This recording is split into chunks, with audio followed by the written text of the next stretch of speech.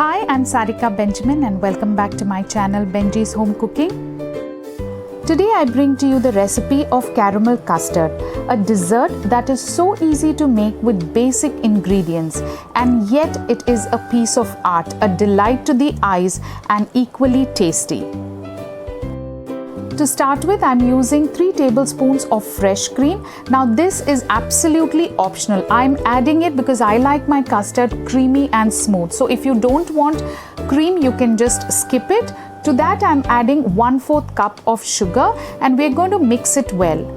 Now we add half a liter of warm milk. I have already boiled the milk, and when it comes to a warm temperature, I have added it. We add warm milk so that the sugar dissolves quickly.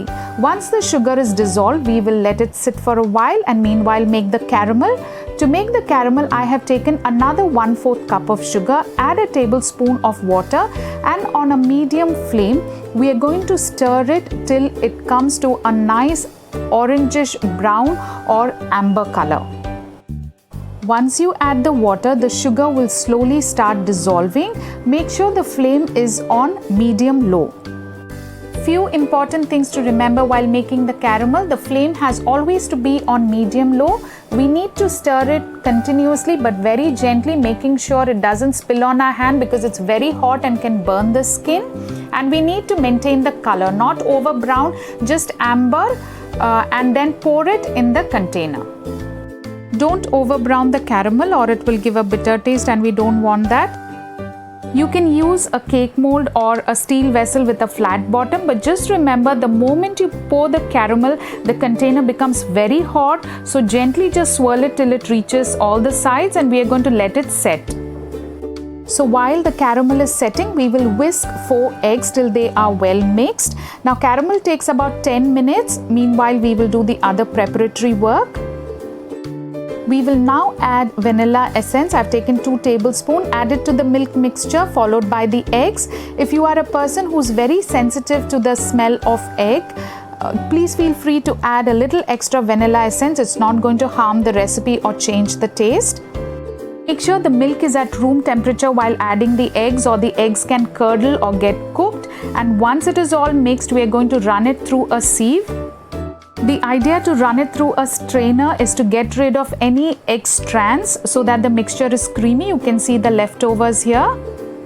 Meanwhile, our caramel has set well. It has taken about 10 minutes, but the container is still hot. To set the caramel, you can also pop it in the refrigerator for 5 to 10 minutes. Once it is set, we are going to pour this mixture into our container very gently.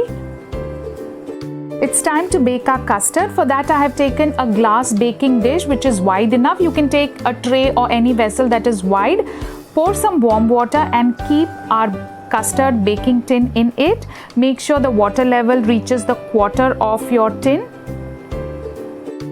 This method is called the water bath and keeps the custard moist and helps in cooking. Seal the mouth of the tin with an aluminium sheet. Preheat your oven at 180 degrees for 10 minutes. I have used the aluminium foil just to avoid the over browning of the custard. After 30 minutes, I have removed the aluminium foil and baked it for another 10 minutes, and you can see it is slightly browned. Custard is cooked. You will see it is firm at the center and it starts leaving the sides. That's how you know that it is well cooked. You can see after 40 minutes of baking, a lot of water has evaporated. The sides of the custard have released, and if you give it a gentle shake, the custard will still jiggle in the center, but when you touch it, it will be quite firm, and that's when you know the custard has cooked. If you don't use an aluminium foil, it might brown a little more, but that's fine. We're going to cool this for at least 2 to 3 hours. After about 3 hours, I'm going to use a knife and run it through all the sides so that the custard is easily released and we can unmold it. So once we run a knife from all sides, we are going to take a plate. The plate should be a little bigger in size because the syrup, the caramel syrup is also there and we want place for it. Place it on the mouth of the tin, invert it, tap it a little bit, and release. Now this is the moment of truth. I get nervous every time I'm unmolding a custard, but the final look is worth it. You can see how beautiful, how creamy and well set. The color of the caramel and the color of the custard. It's a beautiful contrast and it's a very delicious and creamy dessert. Something that can be created out of basic ingredients available in our kitchen. Unmolding a custard is one of the most exciting parts of making the custard. And you can cut it easily. It's a creamy, smooth dessert. So here I'm cutting a piece. It's a little, you have to be a little careful and gentle while releasing it. Use a spatula or a flat spoon.